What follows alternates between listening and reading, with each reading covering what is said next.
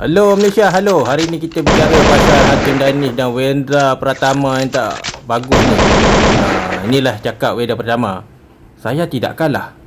Yang kalah ialah motor Honda dan engineer Honda. Saya sudah bawa yang terbaik bang, Mas. Tapi Honda ini sangat lemah. Banyak tim mahu saya wakili pasukan.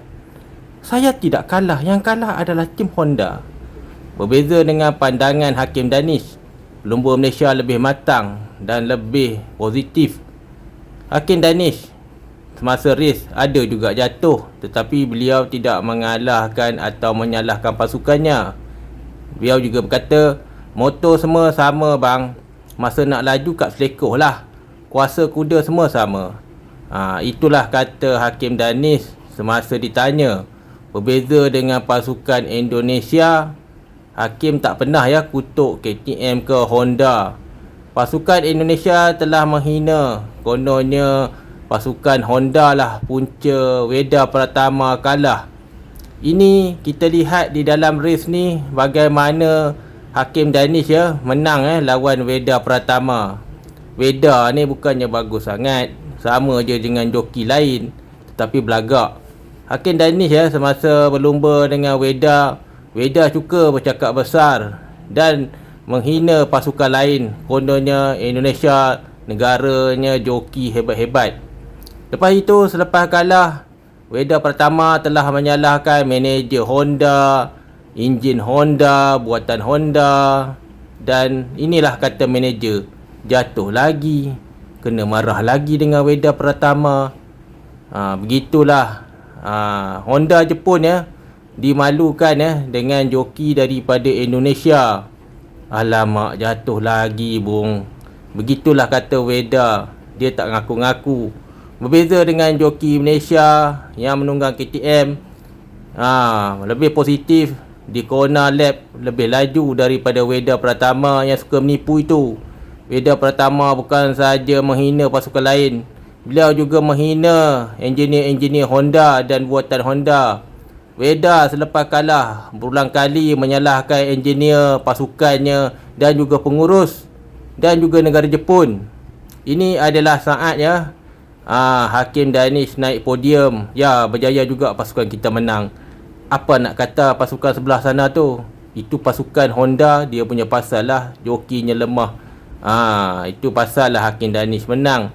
Berbanding dengan pasukan lain, Wendra Pratama juga telah hina HD ni, lemah lah HD ni, horsepower tinggi dan menghina Malaysia. Saya menghina Wendra Pratama juga berkata bahawa beliau adalah pelumba terbaik di dalam Indonesia dan di dunia, termasuklah di planet Marikh dan Tanjung Rambutan. Semasa naik podium, Hakim Danish dengan rendah hati mengakui bahawa KTM bagus, Honda bagus. Berbanding dengan cara orang Indonesia berfikir, mereka mengatakan sampai sekarang Hakim Danish menang kerana motor KTM-nya lebih laju daripada Honda. Ini adalah berita palsu kerana orang Indonesia itu suka menipu. Indonesia tak habis-habis dalam berita, TV, surat khabar menyalahkan pasukan Honda, menyalahkan Jepun dan juga jenama Honda seluruh dunia. Jom kita lihat RPM antara motor Wendra Pratama. Wendra Pratama ni totalnya memang tak pandai bawa motosikal. Bocah ini juga antara yang pandai menipu lah. Kalau kita nak tahu, Konoha ni banyak beri alasan. Anda boleh lihatlah pasukan saya macam mana motor saya om. Motor saya horsepowernya tok. Saya telah mengharumkan nama Honda. Begitu sekali dia claim. Dia kata KTM power lagi tinggi, padahal 2-3 cc je tinggi. Tapi Wendra Pratama berkata Honda yang problem, bukan saya. Macam inilah perangai Wendra Pratama. Dengan sombong dia berkata, saya lebih laju daripada tim lain. Dan saya jatuh pun sebab Honda punya suspension tak elok. Begitulah alasan demi alasan rider-rider joki Wendra Pratama ni cakap. Setelah itu dia menafikan di dalam berita di Indonesia, bukan salah saya bang, motor saya yang salah, Honda yang salah. Saya mau masuk pasukan lain pada tahun depan. Mungkin saya akan menyertai pasukan Vespa ataupun Ducati. Begitulah, Honda tak habis-habis dihina oleh bangsa Indonesia dan Wendra. Sedangkan Weda yang mendapat gaji dan biaya daripada Honda masih setiap hari menghina pasukan Honda. Bocah Indonesia ini secara hakikatnya selepas melihat secara race-nya, bocah Indonesia seperti Weda Pratama ni tidak layak pun berlumba. Tim Eropah ya telah bersuitif. Berbanding dengan tim Endon, mereka menyalahkan pasukan mereka dan mereka berkata wasit curang. Contohnya motor Honda kurang laju. Begitulah otak-otak orang Indonesia. Hedi ataupun Hakim Danish pernah menjadi pelumba Idemitsu dengan membawa Honda. Tiada masalah, beliau menang. Tetapi Pratama dan pasukan Indonesia, negara Indonesia menghina Honda lah punca Indonesia kalah. Mereka menyalahkan referee, menyalahkan mesin Honda. Semasa Hakim Danish membawa, Hakim Danish lebih laju daripada Weda Pratama. Lepas tu mari kita lihat apa kata Om Weda Pratama.